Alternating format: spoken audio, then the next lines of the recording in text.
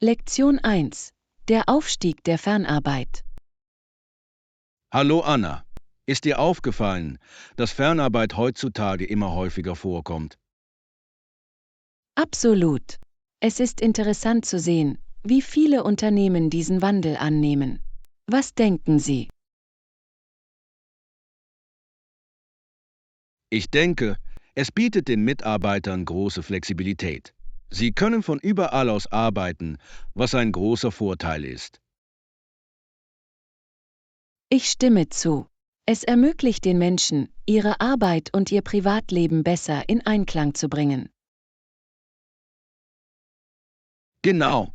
Außerdem kann es beim Pendeln Zeit und Geld sparen. Haben Sie schon einmal remote gearbeitet? Ja, das habe ich. Ich habe es genossen, zu Hause meinen eigenen Arbeitsplatz schaffen zu können. Das ist großartig. Was hat Ihnen an der Arbeit von zu Hause aus am besten gefallen? Ich liebte die ruhige Umgebung. Es hat mir geholfen, mich besser auf meine Aufgaben zu konzentrieren. Das macht Sinn. Manchmal kann es in Büros recht laut und ablenkend sein. Sicher.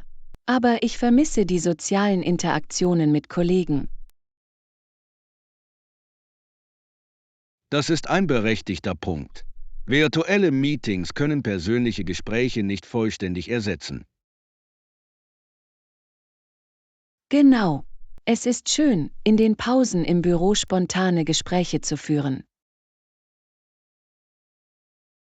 Vielleicht können Unternehmen einen Ausgleich finden, indem sie hybride Arbeitsmodelle anbieten. Das klingt ideal. Eine Mischung aus Fernarbeit und Bürotagen könnte beide Bedürfnisse erfüllen. Ja, es ermöglicht Flexibilität und fördert gleichzeitig die Zusammenarbeit im Team. Ich hoffe, dass in Zukunft mehr Unternehmen diesen Ansatz in Betracht ziehen. Ich auch. Dies könnte zu glücklicheren und produktiveren Mitarbeitern führen. Lektion 2. Hochzeitstraditionen. Hey Anna, hast du das Video der Hochzeit gesehen, in dem die Braut Mühe hatte, den Ring anzuziehen? Ja, es war so lustig und nachvollziehbar. Ich kann mir vorstellen, wie nervös sie gewesen sein muss. Völlig. Es ist so ein bedeutsamer Moment. Und dann so einen kleinen Schluck aufzuhaben. Rechts. Das Band am Finger der Braut ist ein Symbol der Verbundenheit. Es sollte perfekt sein. Genau. Ich denke, dass es den Charme der Zeremonie noch verstärkt, wenn die Dinge nicht wie geplant verlaufen. Definitiv. Es macht den Tag für alle Beteiligten noch unvergesslicher. Apropos Traditionen. Haben Sie einen Lieblingshochzeitsbrauch? Ich liebe die Tradition des ersten Tanzes. Es ist eine schöne Möglichkeit für Paare, ihre Liebe zu feiern. Ja, es ist so ein süßer Moment. Welches Lied würdest du für deinen ersten Tanz wählen? Ich würde wahrscheinlich etwas Romantisches wählen, wie At Last von Etta James. Was ist mit dir? Ich glaube, ich würde mich für Perfect von Ed Sheeran entscheiden. Es hat so schöne Texte. Tolle Wahl. Glauben Sie, dass Sie eine große oder eine kleine Hochzeit wünschen würden? Ich würde eine kleine, intime Hochzeit mit enger Familie und Freunden bevorzugen. Und du? Ich glaube, ich hätte gerne etwas Ähnliches. Auf diese Weise fühlt es sich persönlicher an. Genau. Darüber hinaus ermöglicht es sinnvollere Interaktionen mit allen. Ja, und Sie können sich darauf konzentrieren, den Tag zu genießen, anstatt sich um eine große Menschenmenge sorgen zu müssen. Sicher, träumen wir weiter von unseren idealen Hochzeiten. Es macht Spaß, darüber nachzudenken. Lektion 3: Fitnessreise. Hallo Anna, mir ist aufgefallen, dass mir regelmäßige Trainingseinheiten in letzter Zeit gut getan haben. Das ist fantastisch. Konsistenz macht wirklich einen Unterschied. Welche Art von Training machst du? Ich habe mich auf eine Mischung aus Krafttraining und Cardio konzentriert. Es bleibt interessant. Tolle Balance. Ich liebe es, Yoga für Flexibilität und Entspannung in meine Routine zu integrieren. Yoga ist großartig. Ich sollte versuchen, es zu meinen Trainingseinheiten hinzuzufügen. Wie oft übst du? Normalerweise übe ich 3-mal pro Woche. Es hilft mir, nach einem langen Tag zu entspannen. Das klingt perfekt. Verfolgen Sie ein bestimmtes Programm oder mischen Sie es durch. Ich mag es, es zu vermischen.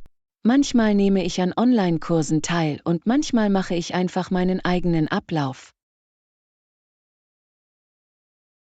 Das ist ein kluger Ansatz. Flexibilität in Ihrer Routine kann Sie motivieren. Genau. Apropos Motivation. Setzen Sie sich Fitnessziele? Ja, ich habe vor, bis Ende des Jahres einen 5-Kilometer-Lauf zu laufen. Es gibt mir etwas, auf das ich hinarbeiten kann. Das ist ein tolles Ziel.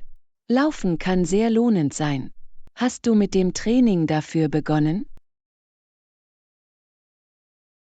Ich habe. Ich habe meine Distanz nach und nach vergrößert. Und du? Irgendwelche Fitnessziele?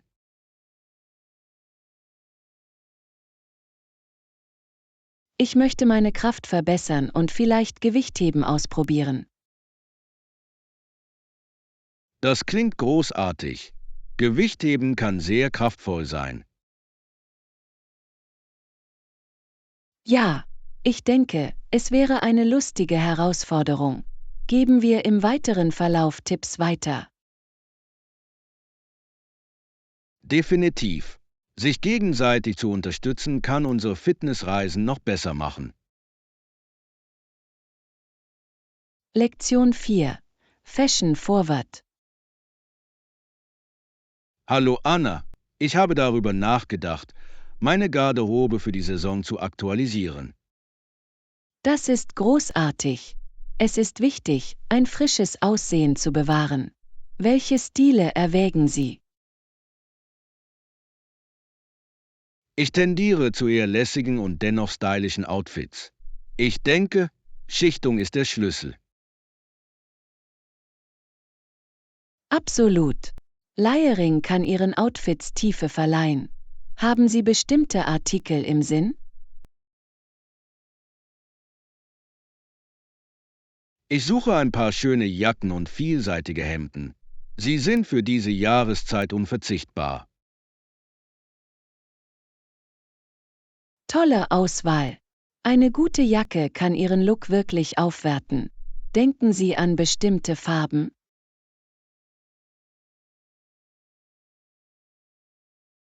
Ich denke an erdige Töne wie Olivgrün und Braun. Sie lassen sich leicht kombinieren. Diese Farben sind perfekt für den Herbst. Außerdem sorgen sie für eine warme und gemütliche Atmosphäre. Genau. Was ist mit dir? Planen Sie auch, Ihre Garderobe zu erneuern?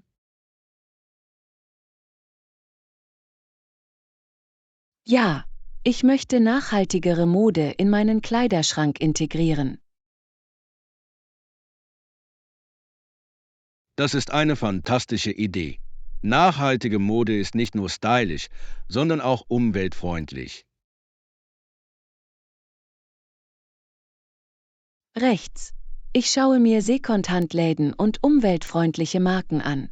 Es macht Spaß, einzigartige Stücke zu finden.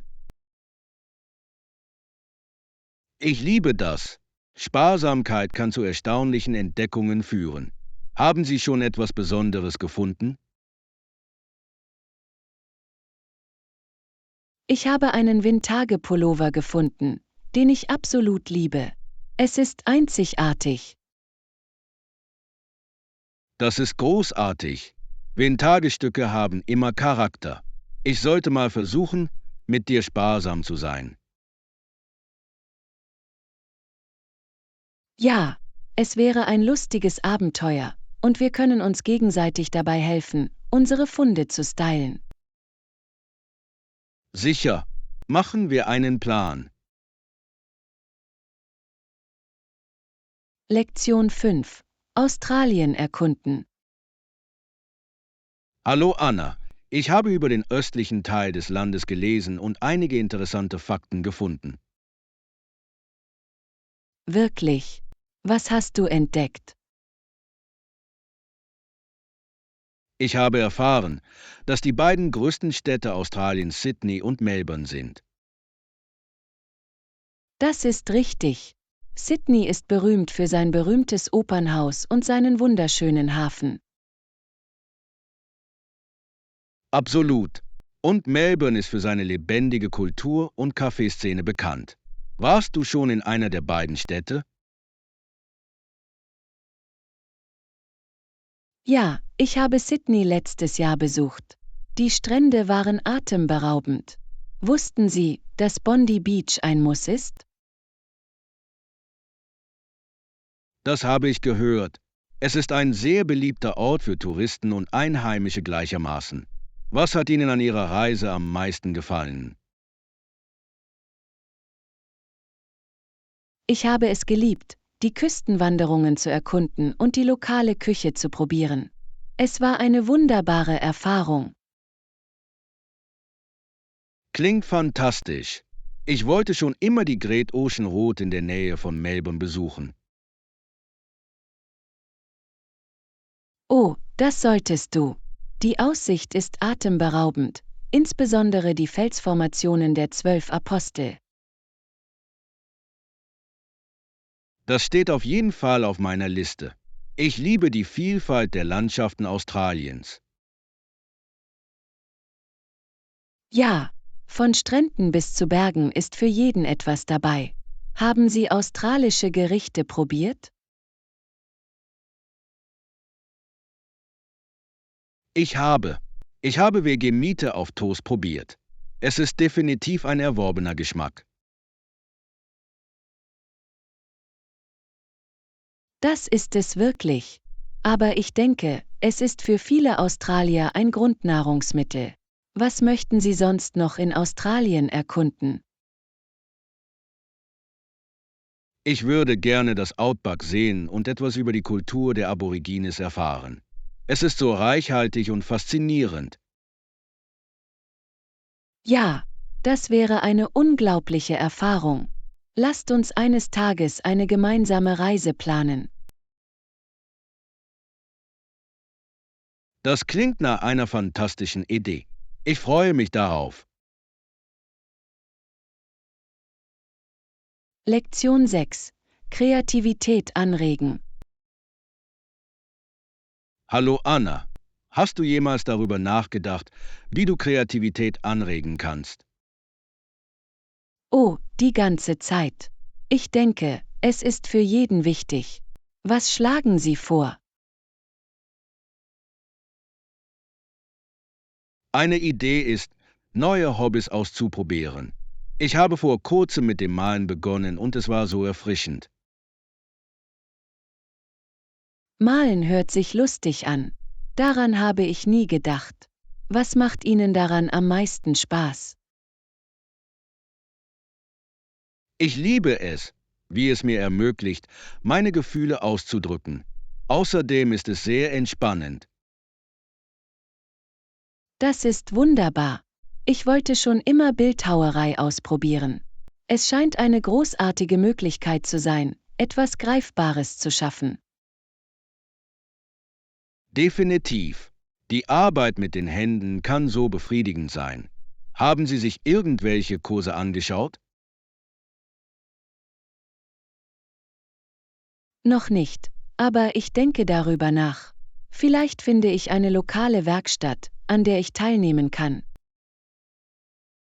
Das ist eine tolle Idee. Sie könnten auch neue Leute kennenlernen, was noch mehr Inspiration hervorrufen kann. Genau. Und ich denke, die Zusammenarbeit mit anderen kann zu einzigartigen Ideen führen. Sicher, manchmal kann allein das Gespräch mit Freunden über Kreativität neue Gedanken anregen. Ja, ich liebe Brainstorming-Sitzungen. Sie können so anregend sein. Apropos Energie. Haben Sie schon einmal versucht, mit einem Spaziergang in der Natur Ihre Kreativität anzuregen? Das habe ich nicht, aber ich habe gehört, dass es Wunder wirkt. Die frische Luft und die Landschaft müssen Ihnen helfen, den Kopf frei zu bekommen. Absolut. Nach einem Spaziergang im Park komme ich immer mit neuen Ideen zurück. Ich werde es auf jeden Fall versuchen. Es klingt nach einer einfachen, aber effektiven Möglichkeit, die Kreativität zu steigern. Das ist es wirklich. Ich denke, dass die Kombination verschiedener Aktivitäten zu den besten kreativen Durchbrüchen führen kann. Lektion 7. Reisevorbereitungen. Hallo Anna, planst du bald Ausflüge? Ja, das bin ich. Ich kann es kaum erwarten, neue Orte zu erkunden. Und du? Das ist gut zu hören. Ich denke über einen Wochenendausflug nach. Ist Ihr Reisepass aktuell? Ja, ich habe es letzten Monat erneuert, also bin ich bereit für internationale Reisen. Großartig. Es ist immer eine Erleichterung, wenn man sich darum kümmert. Wo willst du hin? Ich habe mir einige wunderschöne Strände angesehen. Ein bisschen Sonne und Sand wären perfekt.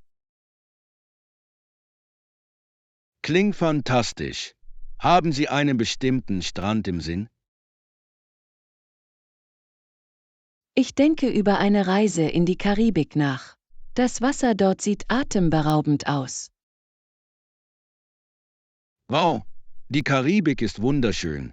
Ich habe gehört, dass die Sonnenuntergänge atemberaubend sind. Ja, das sind sie wirklich. Ich würde gerne ein paar tolle Fotos machen, während ich dort bin.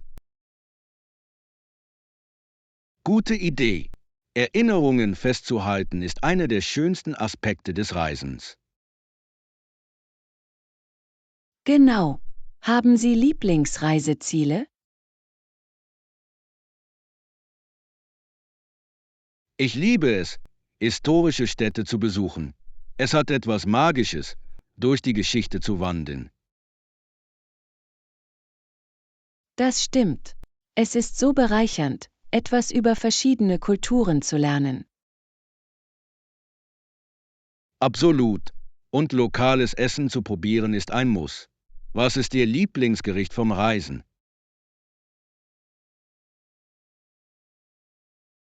Ich habe einmal in Spanien authentische Paella gegessen und es war unvergesslich. Das hört sich köstlich an. Ich wollte schon immer mal versuchen, es zu Hause zuzubereiten.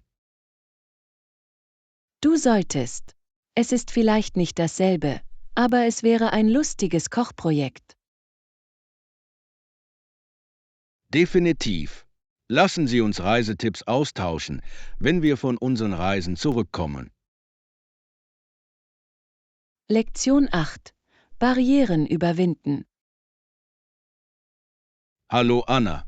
Ich habe darüber nachgedacht, wie ich komplexe Probleme in der Gesellschaft lösen kann. Das ist ein interessantes Thema. Was hast du im Kopf? Um es klar zu sagen, manchmal habe ich das Gefühl, dass ich nichts tun kann, um diese Sackgasse zu überwinden. Ich verstehe. Es kann frustrierend sein, wenn sich die Diskussionen im Kreis drehen. Was ist Ihrer Meinung nach die Ursache dafür? Oft trüben tief verwurzelte Überzeugungen und politische Motivationen das Gespräch. Absolut. Ich habe zum Beispiel gelesen, dass einige Fatwas von Anfang an politisch motiviert waren. Genau, wenn Religion mit Politik verflochten ist, verkompliziert das alles. Das tut es wirklich. Menschen fühlen sich möglicherweise unter Druck gesetzt, sich für eine Seite zu entscheiden, anstatt nach einer gemeinsamen Basis zu suchen. Ja, für den Fortschritt ist es entscheidend, einen Mittelweg zu finden. Wie können wir Ihrer Meinung nach den Dialog fördern? Die Schaffung sicherer Räume für offene Diskussionen könnte hilfreich sein. Menschen müssen das Gefühl haben, gehört zu werden. Das ist ein toller Punkt. Bei diesen Gesprächen ist aktives Zuhören unerlässlich. Und Empathie. Das Verstehen verschiedener Perspektiven kann Mauern einreißen. Rechts. Es geht darum, unsere gemeinsame Menschlichkeit anzuerkennen, auch bei Meinungsverschiedenheiten. Ja, vielleicht sollten wir uns auf Lösungen statt nur auf die Probleme konzentrieren. Definitiv. Innovation entsteht oft durch Zusammenarbeit und unterschiedliche Standpunkte. Ich liebe diese Idee. Die Zusammenarbeit kann zu Durchbrüchen führen, die wir uns nie hätten vorstellen können. Genau. Lassen Sie uns weiterhin darüber diskutieren, wie wir bessere Gespräche in unserer Community fördern können. Lektion 9. Neuanfänge. Hey Anna, hast du gehört, dass Mark und Lisa in ihr neues Haus gezogen sind? Ja, das sind aufregende Neuigkeiten. Haben Sie sich schon eingelebt? Das haben sie. Sie haben sich in ihrem neuen Haus ziemlich schnell eingelebt. Das ist toll zu hören. Ein Umzug kann eine solche Herausforderung sein. Was hat Ihnen Ihrer Meinung nach geholfen? Ich glaube, ihre Freunde haben beim Auspacken geholfen. Es macht einen großen Unterschied, wenn man Unterstützung hat. Absolut. Außerdem hatten Sie wahrscheinlich einen Plan, wo alles untergebracht werden sollte. Organisation ist der Schlüssel. Rechts. Mir ist aufgefallen, dass sie sogar einige Räume gestrichen haben, damit sich der Raum mehr wie zu Hause anfühlt. Das ist eine schöne Idee. Farben können die Stimmung eines Raumes wirklich verändern. Welche Farben haben Sie gewählt? Sie entschieden sich für sanfte Blau- und warme Gelbtöne. Es klingt sehr einladend. Ich kann es mir vorstellen. Diese Farben müssen eine ruhige und fröhliche Atmosphäre schaffen. Genau. Ich kann es kaum erwarten, es zu besuchen und zu sehen, wie sie den Ort dekoriert haben. Ebenfalls. Es macht immer Spaß zu sehen, wie Menschen ihre Räume individuell gestalten. Definitiv. Haben Sie Tipps, damit sich ein neues Zuhause wie ein Zuhause anfühlt? Ich denke, dass das Hinzufügen persönlicher Details wie Fotos und Pflanzen einen großen Unterschied macht. Tolle Vorschläge. Es geht darum, eine angenehme Umgebung zu schaffen. Ja, und vielleicht ein kleines Treffen veranstalten, um den neuen Raum mit Freunden zu teilen. Das ist eine fantastische Idee. Es ist eine wunderbare Möglichkeit, gemeinsam Neuanfänge zu feiern. Ich stimme zu. Planen wir, Sie bald zu besuchen und ein Einweihungsgeschenk mitzubringen. Perfekt. Ich bin mir sicher, dass Sie es zu schätzen wissen und es lieben werden, uns Ihr neues Zuhause zu zeigen. Lektion 10. Kundenservice-Chats. Hallo Anna, hattest du jemals eine tolle Erfahrung mit dem Kundenservice? Ja, das habe ich. Erst neulich habe ich angerufen, um ein Problem zu melden, und Sie waren sehr hilfreich. Das ist fantastisch. Wobei haben sie Ihnen geholfen? Meine Internetverbindung war ausgefallen und Sie führten mich schnell durch einige Schritte zur Fehlerbehebung. Das ist beeindruckend. Es ist immer schön, wenn Sie Probleme effizient lösen können. Absolut. Sie boten sogar an, später nachzufragen, um sicherzustellen, dass alles gut funktionierte. Das ist toller Service. Haben Sie gefragt, ob Sie Ihnen sonst noch behilflich sein könnten? Ja, das haben Sie. Ich sagte nein, das ist alles, und ich schätzte Ihre Gründlichkeit wirklich. Es macht einen großen Unterschied, wenn Sie echtes Interesse zeigen, zu helfen. Sicher. Es ist beruhigend zu wissen, dass Ihnen die Kundenzufriedenheit am Herzen liegt. Ich stimme zu. Haben Sie jemals eine negative Erfahrung mit dem Kundenservice gemacht? Leider ja. Ich musste einmal über eine Stunde in der Warteschleife warten, und dann konnte mir der Mitarbeiter nicht weiterhelfen. Das ist frustrierend. Lange Wartezeiten können Ihre Geduld auf die Probe stellen. Genau. Es hinterlässt einen schlechten Eindruck. Ich denke, gute Kommunikation ist der Schlüssel. Absolut. Eine klare Kommunikation kann eine negative Erfahrung in eine positive verwandeln. Definitiv. Ich versuche immer höflich zu bleiben, auch in frustrierenden Situationen. Das ist ein toller Ansatz. Freundlichkeit kann oft zu besseren Ergebnissen führen. Genau.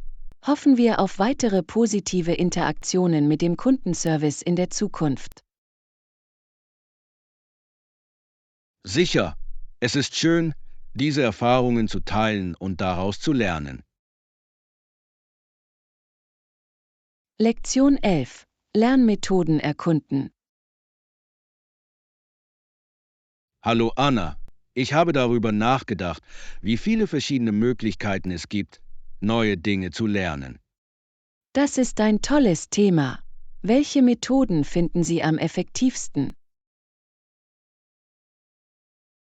Persönlich denke ich, dass Unterricht hilfreich ist, aber es gibt so viele Alternativen. Absolut. Gibt es eine andere Art zu lernen, die Ihnen besonders gefällt?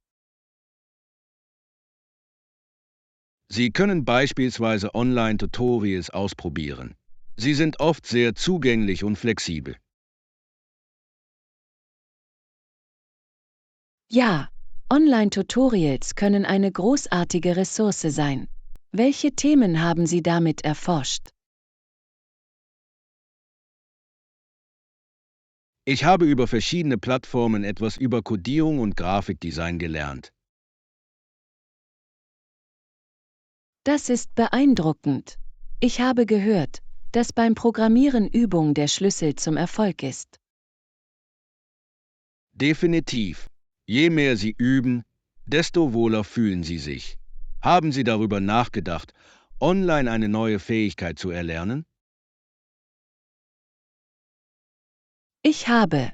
Ich denke darüber nach, online an einem Kochkurs teilzunehmen. Es würde Spaß machen, neue Rezepte auszuprobieren.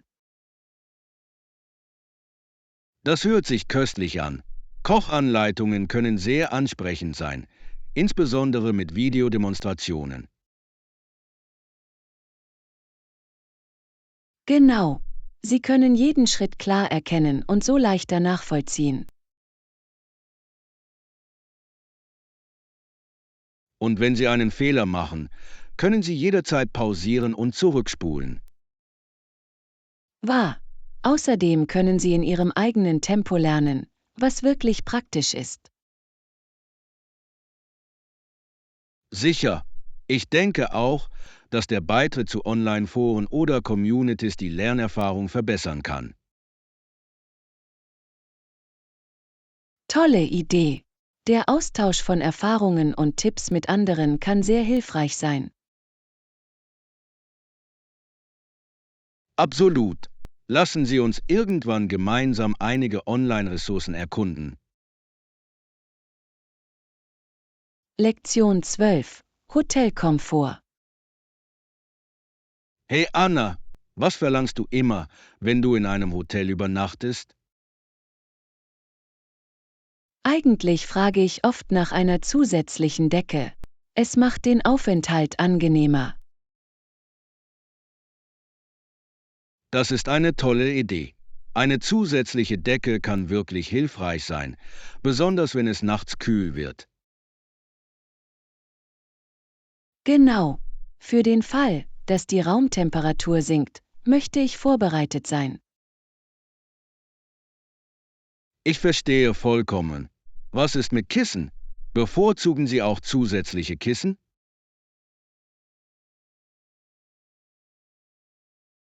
Ja, das tue ich. Ich liebe es, aus einer großen Auswahl an Kissen wählen zu können. Es macht das Schlafen so viel besser. Sicher. Auf Reisen ist eine gute Nachtruhe unerlässlich. Haben Sie schon einmal schlechte Erfahrungen mit Hotelbettwäsche gemacht? Ja, einmal waren die Kissen so flach, dass ich kaum schlafen konnte. Ich musste mehr verlangen. Das klingt unangenehm. Haben Sie schnell auf Ihre Anfrage reagiert? Das haben sie. Das Personal war sehr zuvorkommend, was das Erlebnis noch angenehmer machte. Es ist schön, wenn Hotels den Komfort der Gäste in den Vordergrund stellen. Haben Sie schon einmal ein Hotel mit einem einzigartigen Thema ausprobiert?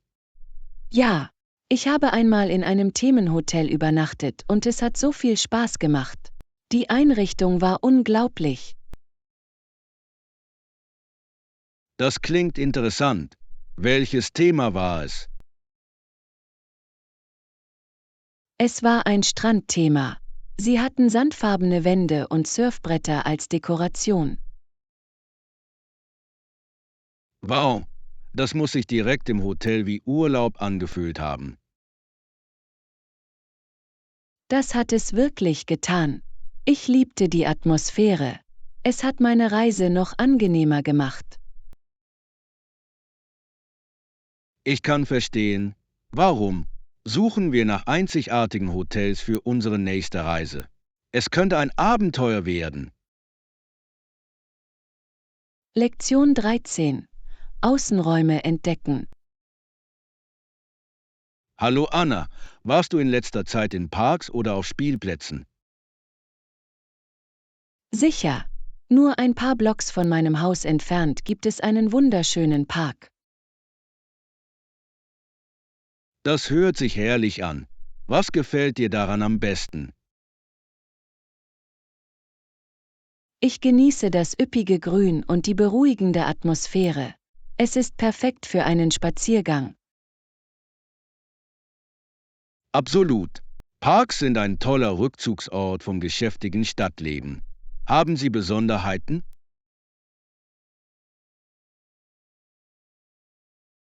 Ja, es gibt einen kleinen Teich, in dem Sie Enten füttern können, und es gibt auch Picknickplätze.